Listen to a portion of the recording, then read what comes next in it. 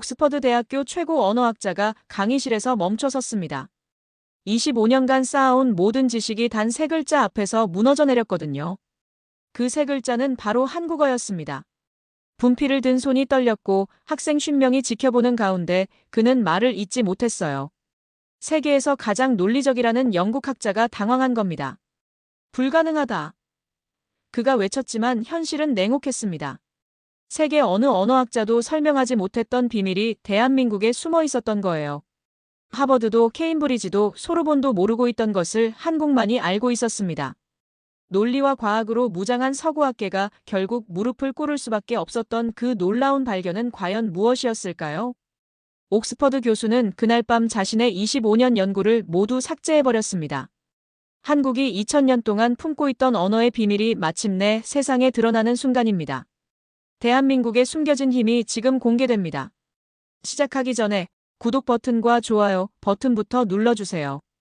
여러분의 작은 관심이 대한민국을 알리는 저희 채널에 정말 큰 힘이 됩니다. 그리고 댓글로 지금 어느 지역에서 보고 계시는지 알려주시면 감사하겠습니다. 자, 이제 대한민국의 진짜 이야기를 시작해 보겠습니다. 옥스퍼드에서 가르치던 제가 배우는 입장이 됐습니다. 한국어가 스승이었어요. 저는 에드워드 그랜트, 영국 런던 출신입니다. 옥스퍼드 대학교 언어철학과에서 25년째 교수로 재직하고 있어요. 전 세계 30개국을 돌며 언어를 연구했죠. 의미론과 색채 언어학이 제 전문 분야입니다.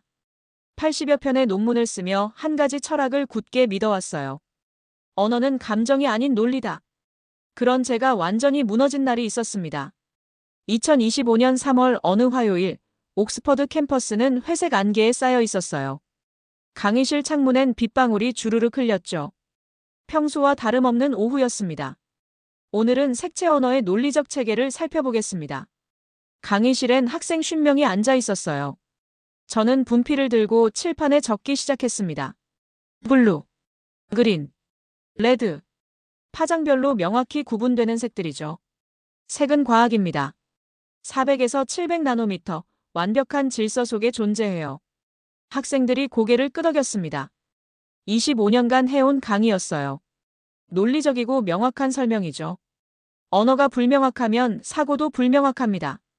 그때였어요. 뒷자리 한국인 학생이 손을 들었습니다. 교수님, 그럼 이건 어떻게 설명하시겠어요? 학생이 노트를 들어 보였어요. 거기엔 세 글자가 적혀 있었습니다. 푸르다. 순간 강의실 공기가 정지했어요. 제 손에 들린 분필도 멈췄죠. 이게 뭡니까? 한국어로 파란색을 뜻하는 단어입니다. 그런데 초록색에도 쓰거든요. 학생의 말에 저는 당황했습니다. 불가능한 얘기였어요. 그럴 리 없습니다. 색은 과학이니까요. 파장은 숫자로 구분되죠. 제 목소리가 떨렸어요. 25년 경력에 이런 일은 처음이었거든요. 하지만 한국인들은 푸른 산이라고 해요. 분명 초록색 산인데 말이에요. 불가능하다. 저도 모르게 소리쳤습니다. 색은 과학이에요. 파장은 숫자죠. 감정은 변수일 뿐입니다. 강의실이 웅성거렸어요. 다른 학생들도 궁금해하기 시작했죠. 저는 식은땀이 났습니다. 그때 뒤에서 동료 교수가 말했어요. 그래서 한국은 다르게 발전했네요. 그 한마디가 제 두뇌에 첫 균열을 만들었습니다. 다르게 발전했다고요? 한국이 뭐가 다르다는 겁니까? 학생들은 웅성거렸고 저는 고개를 들지 못했어요. 칠판 위 푸르다 세 글자가 시야를 지배했습니다. 분필가루가 떠다니는 공기 속에서 제 확신이 함께 흩어지는 느낌이었어요. 빗방울이 창문을 타고 흘렸습니다. 논리와 현실의 경계가 흐릿해졌죠. 블루이자 그린이다. 이게 어떻게 가능하단 말입니까? 혼잣말처럼 중얼거렸어요. 교수님, 괜찮으세요? 학생의 물음에 정신을 차렸습니다. 하지만 괜찮지 않았어요. 내가 아는 언어의 세계가 흔들리고 있었거든요. 강의는 여기서 마치겠습니다. 목소리가 갈라졌어요. 25년 만에 처음 강의를 중단한 순간이었습니다. 학생들이 떠난 후 저는 홀로 강의실에 남았어요. 빗소리만 들렸죠. 칠판 위 그 단어를 바라봤습니다. 푸르다. 손끝으로 그 글자를 따라 썼어요. 푸르다. 입 밖으로 소리내어 말해봤습니다. 이상하게 아름다웠어요. 20년의 확신이 산산이 깨지는 소리였다. 혼자 중얼거렸습니다. 그 단어는 차갑지 않았어요. 오히려 따뜻했습니다. 언어가 아니라 무언가 살아있는 존재 같았어요. 그리고 결심했습니다. 논리로 증명하겠다. 이 감정 같은 단어를. 강의실을 나서며 도서관으로 향했어요. 바람이 거세게 불기 시작했습니다. 폭풍의 전조처럼 말이죠. 그 순간은 몰랐어요. 제가 대한민국이라는 나라의 놀라운 깊이를 마주하게 될 줄은. 옥스퍼드 중앙도서관에서 저는 그 단어와 결투를 벌였습니다. 과학으로 감정을 이기려 했던 거죠. 도서관은 고딕 양식의 웅장한 건물이었어요. 천장이 높고 정적만이 흘렀습니다. 저는 책 5권을 쌓고 색채 파장 도표를 펼쳤어요. 마치 전쟁을 준비하는 기분이었죠. 400에서 700 나노미터, 완벽한 질서다. 혼자 중얼거렸습니다. 하지만 프루다는 그 틀에 들어오지 않았어요. 아무리 봐도 설명이 되지 않는 겁니다. 논리로 이 단어를 해부하겠다. 다짐하며 첫 번째 책을 폈어요. 언어와 색채 인식이라는 제목이었습니다. 페이지를 넘기다가 한 문장에서 손이 멈췄어요. 일부 언어는 파랑과 초록을 구분하지 않는다. 심장이 덜컥했습니다. 하지만 곧 고개를 저었어요. 그럴 리 없다. 한국은 기술 강국이다. 미분화 언어일 리가 없어. 한국을 무시할 수는 없었거든요. 삼성, LG 같은 글로벌 기업들이 있는 나라잖아요. 반도체 강국이기도 하고요. 그런 나라가 색을 제대로 구분 못한다고요? 두 번째 책을 펼쳤습니다. 색채 심리학의 기초였어요. 여기서도 비슷한 내용이 나왔습니다. 언어는 인식을 결정한다. 뭔가 이상했어요. 제가 지금까지 믿어온 것과 반대되는 얘기였거든요.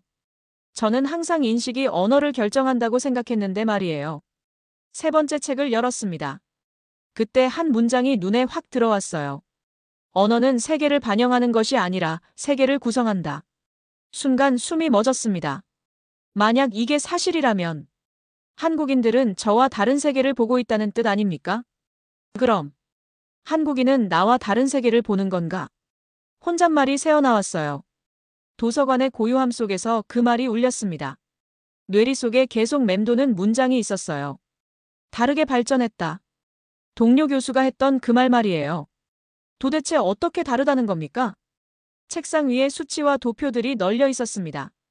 하지만 이상하게도 그 단어의 온도가 느껴졌어요. 논리로 설명되지 않는 따뜻함이었죠. 논리로 설명되지 않는 단어라면 그건 논리가 부족한 게 아니라 세계가 넓은 거 아닌가. 이런 생각이 드니까 무서웠습니다. 25년간 구축한 제 세계관이 흔들리는 느낌이었거든요. 네 번째 책을 펼쳤어요.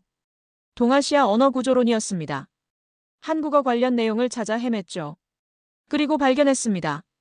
한국어의 색채어는 감정과 밀접한 연관을 가진다. 이 문장 아래 밑줄을 그었어요. 손이 저절로 움직였습니다. 세계 경계가 사라진 순간 내 세계의 경계도 무너졌다. 중얼거렸어요. 창밖으로는 빗방울이 멎어가고 있었습니다. 오후의 정막이 흘렸죠. 다섯 번째 책을 열었습니다. 언어철학의 새로운 지평이라는 제목이었어요. 여기서 결정적인 문장을 만났습니다. 언어는 거울이 아니라 창문이다. 이 말이 심장을 때렸어요. 언어는 거울이라고 믿었는데 한국어는 창문이었다는 겁니까? 언어는 거울이라 믿었는데 한국어는 창문이었다. 속삭이듯 말했습니다. 손끝에 묻은 분필가루가 차가웠어요. 하지만 노트 위 푸르다 글씨는 묘한 온기를 뿜었죠. 저는 새 노트를 꺼냈습니다. 그리고 2개의 가설을 적었어요. 가설 1 한국어는 색 구분이 불완전하다. 가설 2 한국어는 다른 방식으로 색을 인식한다. 두 번째 가설 아래 굵은 선으로 밑줄을 그었습니다. 이쪽이 진실이다. 확신이 섰어요. 한국은 뒤떨어진 게 아니었습니다. 오히려 앞서 있었던 거죠. 과학으로 감정을 이기려 했다. 하지만 감정이 과학을 압도했다. 깨달았어요. 제가 잘못 접근하고 있었던 겁니다. 한국어를 서구의 잣대로 재려고 했으니까요. 시계를 보니 벌써 저녁 7시였습니다. 5시간을 앉아 있었던 거예요. 도서관 천장의 회색빛이 어둠으로 바뀌고 있었습니다. 마지막으로 노트에 한 줄 더 적었어요. 논리의 틀에 갇혀있던 나는 지금 그 틀을 부수려 한다. 그 순간 깨달았습니다. 논문이 아니라 진실을 써야겠다고요. 한국어의 비밀을 반드시 찾아내겠다고 말이에요. 책들을 정리하며 일어났습니다. 도서관을 나서는 발걸음이 달랐어요. 뭔가 결심이 선 느낌이었죠. 밖으로 나오니 빗방울이 완전히 멎어 있었습니다. 하늘 한 구석이 조금 밝아지고 있었어요. 마치 희망의 신호 같았습니다. 내일은 더 깊이 파보자. 혼잣말을 하며 캠퍼스를 걸었습니다. 한국어라는 미지의 세계가 저를 기다리고 있었어요. 다음 날, 제가 하늘을 처음으로 느낀 날이었습니다. 논리가 아닌 감정으로 말이에요. 옥스퍼드 캠퍼스 아침은 전날과 완전히 달랐어요. 회색 안개 대신 맑은 하늘이 펼쳐져 있었습니다. 이례적으로 따뜻한 햇살이 내려왔죠. 잔디에서는 상쾌한 냄새가 났어요. 도서관에서 밤늦게까지 연구하느라 피곤했지만 기분이 이상했습니다. 뭔가 달라진 느낌이었어요. 캠퍼스 중앙 잔디밭을 걷고 있었죠. 그때 문득 걸음을 멈췄습니다. 위를 올려다봤어요. 하늘이 정말 아름다웠거든요. 오늘의 하늘은 말이 입 밖으로 나오려다 멈췄어요. 뭔가 이상했습니다. 평소라면 오늘의 하늘은 블루다라고 했을 텐데요. 오늘의 하늘은 푸르다. 저도 모르게 그렇게 말했습니다. 순간 심장이 두근거렸어요. 왜 푸르다라는 단어가 먼저 떠올랐을까요? 잠깐 당황했습니다. 하지만 곧 고개를 저었어요. 아니다. 나는 과학자야. 감정으로 언어를 논하지 않아. 하지만 입은 다시 움직였습니다. 새파랗다. 그 순간 심장이 강하게 반응했어요. 블루가 아니라 생명이었습니다. 색이 아니라 감정이었어요. 이게 뭐지? 혼란스러웠습니다. 25년간 색을 숫자로만 봐왔는데 갑자기 다른 감각이 깨어나는 느낌이었거든요. 가방에서 노트를 꺼냈어요. 어젯밤 적어둔 내용을 보려고 했는데 깜짝 놀랐습니다. 제가 언제 적었는지도 모르는 글씨가 있었거든요. 새파랗다 생명력과 희망이 닿는 색. 내가 이걸 언제 적었지? 기억이 없었어요. 하지만 분명 제 필체였습니다. 무의식 중에 적은 모양이었죠. 바람이 불었습니다. 잔디의 촉감이 발끝으로 전해졌어요. 새소리도 들렸죠. 빛이 나뭇잎 사이로 굴절되며 들어왔습니다. 그 순간 모든 것이 하나의 단어로 연결되는 느낌이었어요. 푸르다. 언어가 세계를 그리는 순간이었습니다. 아니, 세계가 언어로 살아나는 순간이었어요. 나는 하늘을 봤다. 그러나 처음으로 느꼈다. 혼잣말이 나왔습니다. 정말 그랬어요. 25년간 하늘을 수없이 봤지만 이렇게 느낀 건 처음이었거든요. 잔디 위에 주저앉았습니다. 노트를 무릎에 올리고 펜을 꺼냈어요. 뭔가 적고 싶었거든요. 색이 아니라 존재의 온도였다. 손이 저절로 움직였습니다. 이 문장도 제가 의도한 게 아니었어요. 마치 단어가 제 손을 통해 흘러나오는 느낌이었죠. 이건 더 이상 색의 문제가 아니다. 중얼거렸습니다. 언어가 인간이 세상을 해석하는 방식이야. 깨달음이 왔어요. 한국인들은 색을 다르게 본다는 게 아니었습니다. 아예 다른 방식으로 세상을 해석하고 있었던 거예요. 20년의 논리가 단 세 글자에 무릎을 꿇었다. 쓸쓸한 웃음이 나왔습니다. 하지만 기분이 나쁘지 않았어요. 오히려 뭔가 해방된 느낌이었거든요. 햇살이 더 따뜻해졌습니다. 바람결에 나무 그림자가 흔들렸어요. 제 노트 한 장이 바람에 날려 잔디 위에 떨어졌죠. 그 노트를 주우러 가면서 다시 하늘을 올려다봤습니다. 빛을 받아 푸르게 번지는 하늘이 있었어요. 언어가 살아있었다. 나는 그 생명을 목격했다. 마침내 인정했습니다. 제가 지금까지 언어를 죽은 것으로 취급했구나 하고요. 해부하고 분석하고 숫자로 재단했지만 언어는 살아있는 존재였던 거예요. 그리고 한국어는 그 생명력이 특별히 강한 언어였습니다. 노트에 마지막 한 줄을 적었어요. 언어의 심장이 뛴다. 푸르다로. 그 순간 확신이 들었습니다. 제가 찾고 있던 건 논리가 아니라 생명이었구나 하고요. 일어서서 캠퍼스를 천천히 걸었습니다. 모든 게 달라 보였어요. 나무도 건물도 사람들도. 마치 새로운 언어로 세상을 보는 기분이었죠. 한국은 정말 다르구나. 속삭였습니다. 기술이나 경제만 앞선 게 아니었어요. 언어 철학 자체가 우리보다 훨씬 깊었던 거죠. 그날 오후 연구실로 돌아와서 컴퓨터를 켰습니다. 새로운 논문을 시작하기로 했어요. 제목은 이미 정해져 있었죠. 푸르다, 색이 아닌 철학. 키보드 위에 손을 올렸습니다. 첫 문장이 저절로 떠올랐어요. 언어는 세계를 반영하는 것이 아니라 세계를 창조한다. 타이핑을 시작했습니다. 이번에는 논문이 아니라 고백문이었어요. 한 학자가 언어의 생명을 발견한 이야기 말이죠. 창밖으로는 여전히 새파란 하늘이 펼쳐져 있었습니다. 그 하늘이 저에게 말하고 있는 것 같았어요. 이제 시작이야, 에드워드. 새파란 하늘을 본 후 저는 제 자신과 치열한 싸움을 벌였습니다. 과학자로서의 정체성을 지키려고 했던 거죠. 그날 밤 연구실에서 돌아와 거울 앞에 섰어요. 거울 속 제 모습이 낯설었습니다. 나는 시인이 아니다. 분석가다. 스스로에게 다짐했어요. 하지만 손은 이미 노트에 다른 걸 쓰고 있었습니다. 푸르다, 희망, 생명, 위로. 이런 감정어들이 제 필체로 적혀 있었어요. 언제 썼는지도 기억나지 않았죠. 감정은 학자의 적이라 배웠다. 그런데 그게 진실이라면? 혼잣말이 새어나왔습니다. 25년간 감정을 배제하며 살아왔는데 지금은 감정이 제게 진실을 알려주고 있었거든요. 다음 날 오후 학과 세미나가 있었습니다. 색채 분류 체계에 관한 발표였어요. 평소라면 데이터와 수치만 늘어놓았을 텐데 그날은 달랐습니다. 여러분, 오늘은 색채의 새로운 접근법을 제시하겠습니다. 발표를 시작했어요. 슬라이드에는 통계 대신 사람들의 증언이 있었습니다. 한국인들이 푸르다에 느끼는 감정을 조사해봤습니다. 74%가 평온함을, 68%가 생명력을 느낀다고 답했어요. 회의실이 조용해졌습니다. 동료 교수들의 표정이 당황스러워 보였어요. 윌슨 교수가 손을 들었습니다. 그랜트, 그건 데이터가 아니라 느낌이야. 과학적 근거가 어디 있나? 그 말에 가슴이 철렁했어요. 25년 동료가 저를 그렇게 보다니. 느낌도 데이터가 될 수 있습니다. 언어는 수치만으로 설명되지 않아요. 언어학은 과학이야. 감정은 변수일 뿐이라고. 다른 교수도 거들었습니다. 회의실에 차가운 정적이 흘렸어요. 그럼 한국어는 어떻게 설명하시겠습니까? 푸르다라는 단어를요. 제가 반박했지만 대답하는 사람은 없었습니다. 모두 고개를 저었어요. 회의가 끝난 후 저는 도서관으로 향했습니다. 창가 자리에 앉아 또다시 푸른 하늘을 바라봤어요. 내가 잘못된 건가? 의심이 들었습니다.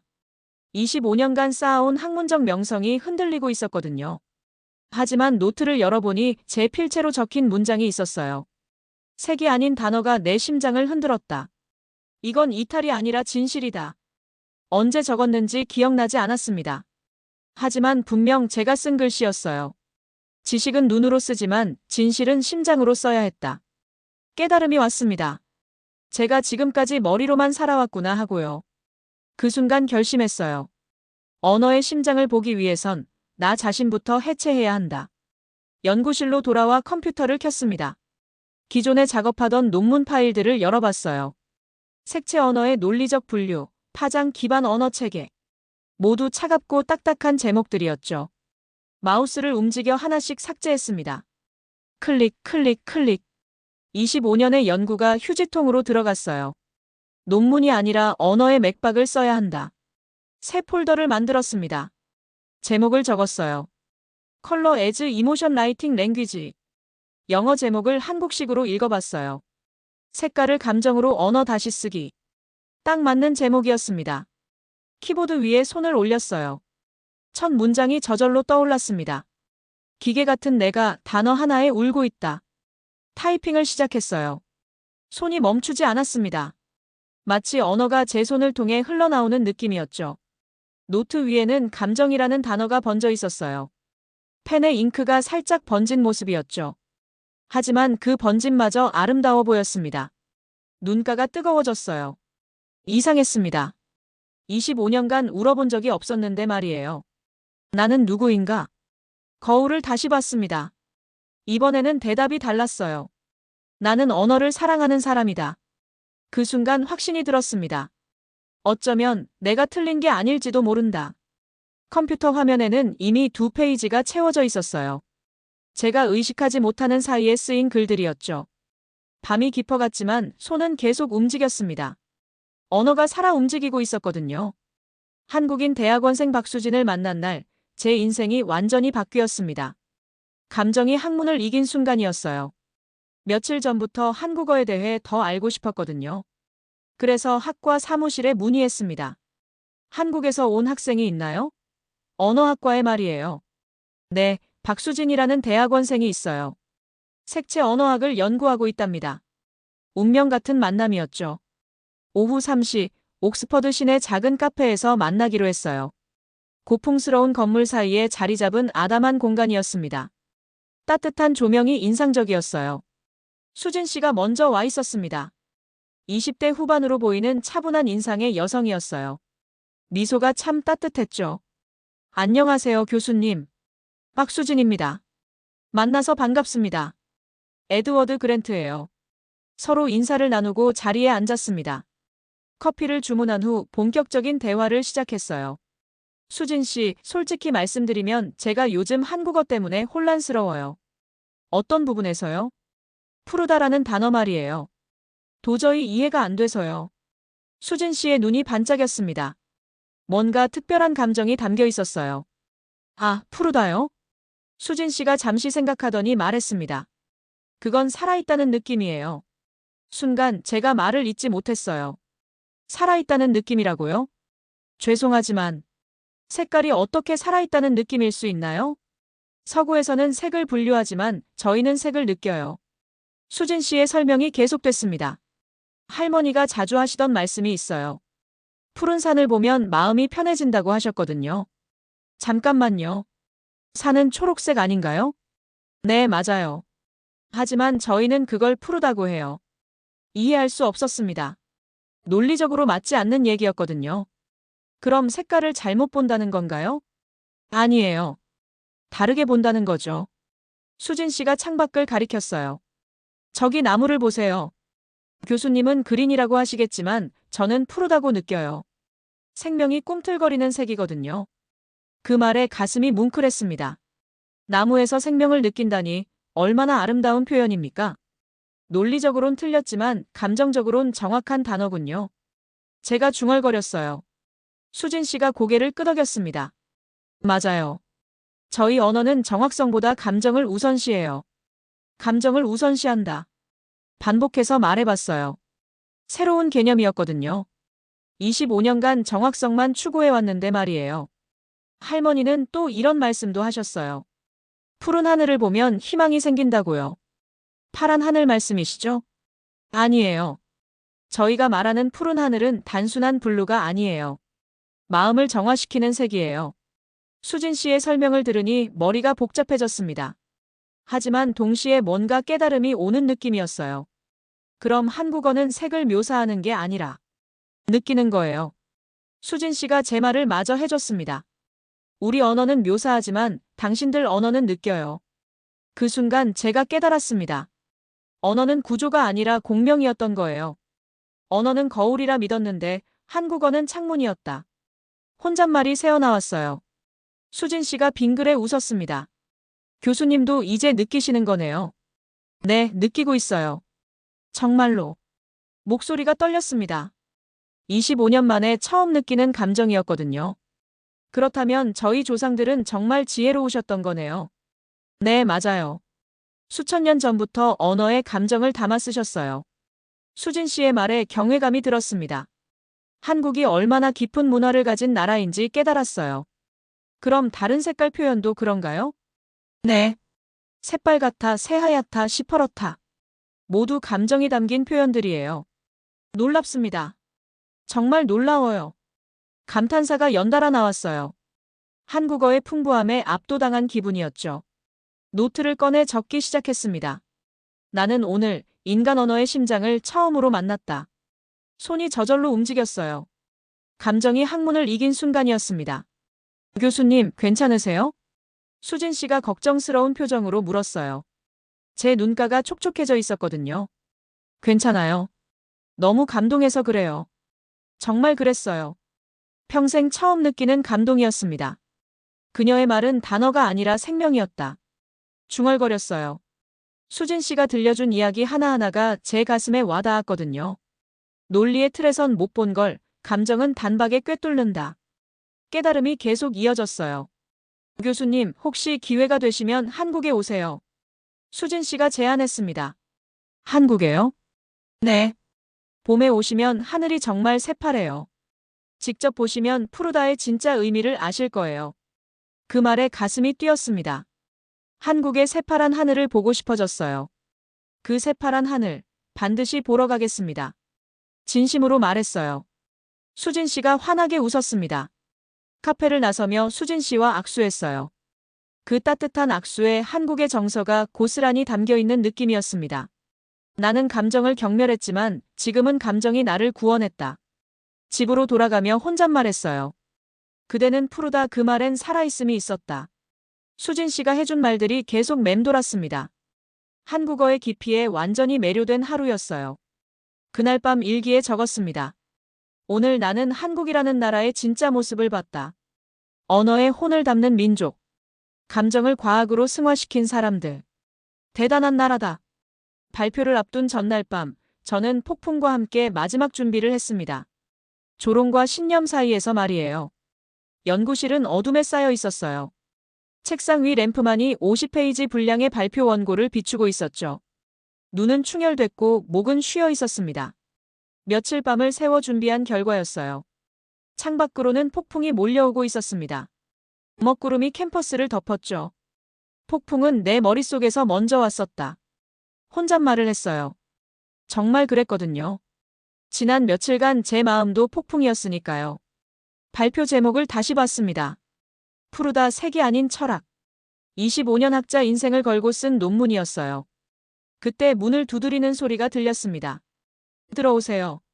문이 열리며 박 교수가 들어왔어요. 한국계 언어학과 강사였죠. 차분한 인상의 40대 중반 남성이었습니다. 교수님, 아직도 계세요? 내일 발표 준비하고 있어요.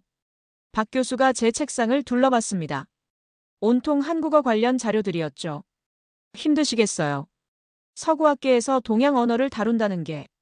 괜찮습니다. 진실은 언젠가 받아들여지니까요. 박 교수가 미소를 지었어요.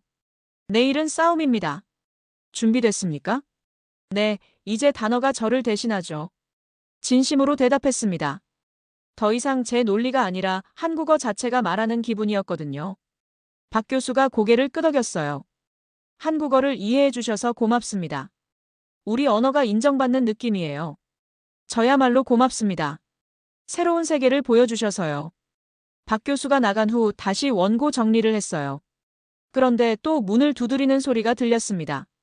이번에는 윌슨 교수였어요. 25년 동료였죠. 하지만 표정이 좋지 않았습니다. 그랜트, 아직도 그 감정 타령인가? 차갑게 말했어요. 감정 타령이 아닙니다. 언어학의 새로운 접근이에요. 넌 언제부터 시인이 됐나? 철학자가 아니라 말이야. 윌슨 교수의 말이 날카로웠습니다. 25년 우정이 한순간에 무너지는 느낌이었어요. 과학만이 전부는 아니잖아요. 그럼 뭐가 있다는 거야? 감정? 네, 감정도 하나의 진실입니다. 말이 안 돼. 내일 망신당하지 마. 윌슨 교수가 문을 쾅 닫고 나갔어요. 혼자 남은 연구실이 더욱 쓸쓸했습니다. 하지만 포기할 수 없었어요. 노트 마지막 페이지를 폈습니다. 그리고 적었어요. 언어는 파장이 아니다. 언어는 맥박이다. 이 문장을 쓰는 순간 확신이 들었습니다. 논문이 무너졌지만 신념은 깨어났다. 중얼거렸어요. 동료들이 저를 조롱할지도 모르지만 진실은 변하지 않으니까요. 내일 언어의 정의를 다시 쓴다. 마지막 줄을 추가했습니다. 손이 떨렸지만 글씨는 또렷했어요. 밤이 깊어갔습니다. 시계를 보니 새벽 2시 47분이었어요. 창밖으로는 번개가 치고 있었죠. 번개 불빛이 책상을 비쳤습니다. 그 순간 노트 위 푸르다라는 글자가 눈에 들어왔어요. 이 단어가 싸운다. 나는 단지 전달자다. 속삭였습니다. 정말 그런 기분이었거든요. 제가 한국어를 위해 싸우는 게 아니라 한국어가 저를 통해 자신을 증명하려는 느낌이었어요. 조롱이 내게 칼을 겨눴고 나는 단어로 방패를 들었다. 빗소리가 창문을 때렸습니다. 자연도 함께 긴장하고 있는 것 같았어요. 원고를 다시 한번 훑어봤습니다. 50페이지 모두 한국어에 대한 찬사였어요. 논리보다는 감정, 분석보다는 공감이 담긴 내용이었죠. 내일은 단어가 싸우는 날이다. 마지막 다짐을 했어요. 그리고 책상 서랍에서 작은 종이를 꺼냈습니다. 수진 씨가 써준 한글이었어요. 푸르다. 그 세 글자를 보며 용기를 냈습니다. 감정이 무기가 될 수 있다는 걸 나는 내일 증명한다. 연구실 불을 끄고 나왔어요. 복도는 고요했습니다. 내일이면 이 고요함이 깨질 거예요. 집으로 향하며 마지막으로 하늘을 올려다봤습니다. 구름 사이로 별 한 개가 보였어요. 내일 한국어가 승리한다. 확신에 차서 말했습니다. 폭풍이 지나가면 맑은 하늘이 온다는 걸 알고 있었거든요. 드디어 운명의 날이 왔습니다. 세미나에서 제가 언어학의 정의를 다시 쓴 날이었어요. 세미나 당일 아침 옥스퍼드 캠퍼스는 안개에 쌓여 있었습니다. 하늘은 흐렸지만 제 마음은 오히려 맑았어요. 복도를 걸으며 제 발소리가 울렸죠. 손에는 50페이지 분량의 원고가 들려 있었습니다. 오늘 언어의 정의를 다시 쓴다. 세미나실 문손잡이를 잡으며 중얼거렸어요. 더 이상 두렵지 않았습니다. 세미나실에 들어서니 교수진 20여 명이 앉아 있었어요. 윌슨 교수는 팔짱을 끼고 앉아 있었죠. 회의적인 표정이 역력했습니다. 단상에 올라 컴퓨터를 켰어요. 첫 번째 슬라이드가 나타났습니다. 푸르다 색이 아닌 철학. 순간 교수진의 눈썹이 꿈틀거렸어요. 예상치 못한 제목이었거든요. 안녕하세요. 오늘의 주제는 언어의 영혼입니다. 분위기가 순간 얼어붙었습니다. 25년간 논리만 추구하던 제가 영혼이라는 단어를 썼으니까요. 영혼이라고 하셨습니까? 맨 앞에 앉은 노 교수가 물었어요. 회의적인 톤이었죠. 네, 맞습니다. 언어에는 영혼이 있어요. 특히 한국어는 더욱 그렇죠. 두 번째 슬라이드를 넘겼습니다. 푸르다라는 글자가 크게 나타났어요. 이 단어 하나가 제 25년 학문을 뒤바꿨습니다. 그랜트 교수, 감정을 과학으로 설명할 수 있습니까? 노 교수가 날카롭게 공격해왔어요. 예상했던 질문이었죠. 물론입니다. 세계의 파장이지만 의미는 기억입니다. 차분히 대답했어요. 한국어는 그것을 이미 수천 년 전에 알아냈어요. 색이 단순한 빛이 아니라 감정이라는 걸 말이에요. 침묵이 흘렸습니다. 예상치 못한 반박이었거든요. 나는 논문이 아니라 증언을 하고 있었다. 속으로 생각했어요.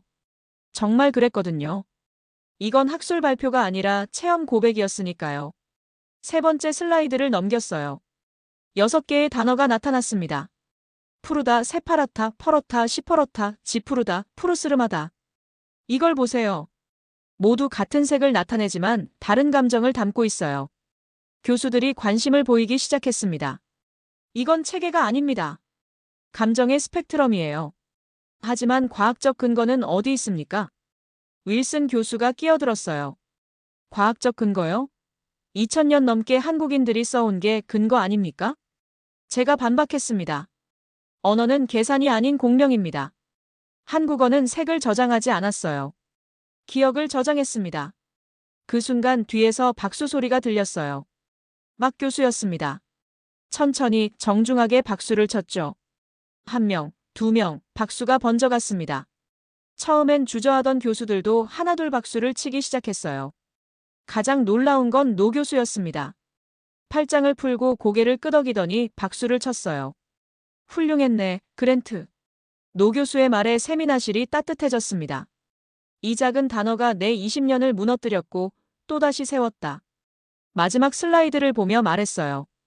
한국어는 우리에게 새로운 관점을 제시합니다. 언어가 단순한 도구가 아니라 인간의 혼이 담긴 그릇이라는 걸요. 박수가 더욱 커졌습니다. 윌슨 교수마저 어색하게 박수를 쳤어요. 발표가 끝난 후 여러 교수들이 다가왔습니다. 정말 새로운 접근이었어요. 한국어에 대해 더 알고 싶군요. 감정도 하나의 데이터가 될 수 있겠네요. 박 교수가 마지막으로 다가왔어요. 교수님, 정말 고맙습니다. 우리 언어를 이렇게 깊이 이해해 주셔서요. 저야말로 고맙습니다. 새로운 세계를 보여주셔서요. 세미나실을 나서며 창밖을 봤어요. 안개가 걷히고 맑은 하늘이 보였습니다. 그 하늘이 정말 푸르더군요. 파랗다가 아니라 푸르다였어요. 언어는 다르기에 우리는 서로를 이해할 수 있다. 혼잣말을 했습니다. 오늘 한국어가 승리한 날이었어요. 성공적인 세미나가 끝난 지 한 달 후 제 인생이 완전히 바뀌었습니다. 한국어 덕분에 새로운 학자로 거듭났어요. 아침에 연구실에 들어서자 책상 위에 반가운 소식이 있었습니다. 옥스퍼드 언어학과 저널이 도착해 있었거든요. 표지를 보는 순간 가슴이 뭉클했어요. 푸르다 색이 아닌 철학. 저자 에드워드 그랜트. 25년 학자 생활 중 가장 자랑스러운 순간이었습니다. 제 이름 아래 한국어를 다룬 논문이 실렸으니까요. 드디어 세상에 나왔구나. 혼잣말을 하며 논문을 펼쳤어요. 첫 페이지부터 마지막까지 모든 문장에 한국어에 대한 경외심이 담겨 있었죠. 그때 문을 두드리는 소리가 들렸습니다. 들어오세요. 1학년 학생이 들어왔어요. 수줍은 표정의 19살 청년이었습니다. 교수님, 질문이 있어서 왔습니다. 앉으세요. 무엇이 궁금한가요? 학생이 조심스럽게 말을 꺼냈어요. 교수님, 논문을 읽어봤는데요. 정말 색이 감정일 수 있나요? 그 순간 제 눈빛이 흔들렸습니다. 바로 한 달 전 제가 했던 질문이었거든요. 똑같은 의문, 똑같은 혼란을 겪고 있었어요. 물론입니다. 감정이야말로 인간이 만든 가장 오래된 과학이란다. 자신있게 대답했어요. 이제는 확신이 있었거든요. 한국인들은 수천 년 전부터 그걸 알고 있었어요. 색깔이 단순한 빛이 아니라 마음의 상태라는 걸 말이에요. 학생의 눈이 반짝였습니다. 그럼 우리도 그렇게 느낄 수 있나요? 물론이죠. 다음에 하늘을 볼 때 숫자가 아니라 감정으로 봐보세요. 분명 다를 거예요. 학생이 고개를 끄덕이며 나갔어요. 제가 한 달 전에 겪었던 변화를 그 학생도 겪게 될 거라는 확신이 들었습니다. 오후에는 새로운 연구 계획을 세웠어요. 서랍에서 새 노트를 꺼내 표지에 제목을 적었습니다. 다음 연구 한국의 색채 철학과 번역 불가능한 단어들. 첫 페이지를 폈어요. 그리고 적기 시작했습니다. 정, 한, 눈물, 숨결, 그리움, 보고 싶다, 애틋하다. 한국어에는 영어로 번역할 수 없는 감정들이 너무 많았어요. 각각이 독특한 철학을 담고 있었죠. 정이라는 단어 앞에서 머뭇거리는 장면. 혼자 중얼거렸습니다. 정이라는 단어는 정말 신비로웠거든요. 사랑도 아니고 우정도 아닌 한국만의 독특한 감정이었으니까요. 연구할 게 산더미였습니다. 하지만 기뻤어요. 평생 할 일이 생겼다는 느낌이었거든요. 저녁 무렵 제 마음을 정리하며 일기를 썼어요. 나는 이제 언어를 해부하지 않는다. 나는 언어를 존경한다. 이 문장을 쓰는 순간 제 변화가 확실해졌습니다. 25년간 언어를 칼로 자르듯 분석했는데 이제는 경배하는 마음으로 대하게 됐어요. 나는 이제 학자가 아니다. 나는 언어를 증언하는 사람이다. 제 새로운 정체성을 선언했습니다. 그날 밤 캠퍼스를 산책했어요. 하늘에서 눈이 내리기 시작했습니다. 영국에서는 드문 일이었죠. 눈송이들이 가로등 불빛에 반짝였어요. 그 속에서 푸른빛이 번지는 게 보였습니다. 정말 신기했어요. 흰 눈 속에서 푸른 기운이 느껴지다니. 언어는 다르기에 인류는 아름답다. 감탄사가 저절로 나왔어요. 만약 모든 언어가 똑같다면 얼마나 지루할까요? 다양성이야말로 인간 문명의 보물이었습니다. 눈밭 위를 걸으며 생각했어요. 한국어가 제게 준 선물들을요. 논리를 넘어선 감정, 분석을 뛰어넘은 공감, 과학보다 깊은 철학. 푸르다. 그 단어를 다시 한번 중얼거렸습니다. 이제는 존재의 선언처럼 다가왔어요. 살아있다는 증명, 감정이 있다는 고백, 인간답다는 선언이었죠. 그대는 푸르다. 그 말의 진짜 뜻은 살아있다는 것이다. 눈 내리는 캠퍼스에서 혼잣말했습니다. 연구실로 돌아와 컴퓨터를 켰어요. 새로운 프로젝트를 시작하려고 했죠. 제목은 이미 정해져 있었어요. 한국어, 감정의 우주. 타이핑을 시작했습니다. 손이 멈추지 않았어요. 한국어에 대한 사랑이 글로 흘러나왔거든요. 색이 아닌 존재의 온도. 단어가 맥박으로 뛰고 있었다. 첫 문장을 썼어요. 앞으로 쓸 책의 시작이었습니다. 창밖으로는 여전히 눈이 내리고 있었어요. 푸른빛이 감도는 새벽 캠퍼스가 정말 아름다웠습니다. 박수진 씨가 했던 말이 떠올랐어요. 봄에 한국에 오세요. 하늘이 정말 새파래요. 꼭 가야겠다. 다짐했습니다. 한국의 새파란 하늘을 직접 보고 싶었어요. 그리고 한국어의 고향에서 더 많은 걸 배우고 싶었습니다. 마지막으로 노트에 한 줄 더 적었어요. 언어를 사랑하는 모든 분들께 한국어의 아름다움을 함께 나누고 싶습니다. 한국어가 저에게 준 선물처럼 여러분에게도 새로운 발견이 있기를 바랍니다. 푸르다. 이 단어가 이제는 제 삶의 철학이 됐어요. 이런 감동적인 이야기가 온 세상에 더 널리 퍼져나가길 바랍니다. 주변 지인들, 사랑하는 사람들에게 꼭 공유해주세요. 이것이 바로 자랑스러운 대한민국입니다. 구독과 좋아요 버튼 하나, 여러분의 작은 행동이 대한민국의 위대한 이야기를 더 멀리 전하는 힘이 됩니다. 마지막으로 댓글로 여러분의 생각을 남겨주세요. 대한민국에 대한 자부심 혹은 직접 겪으신 특별한 경험을 함께 나누어 주십시오. 오늘도 우리 구독자님들의 가정에 따뜻한 행복이 가득하시길 진심으로 바라겠습니다. 긴 영상 끝까지 시청해 주셔서 정말 감사합니다.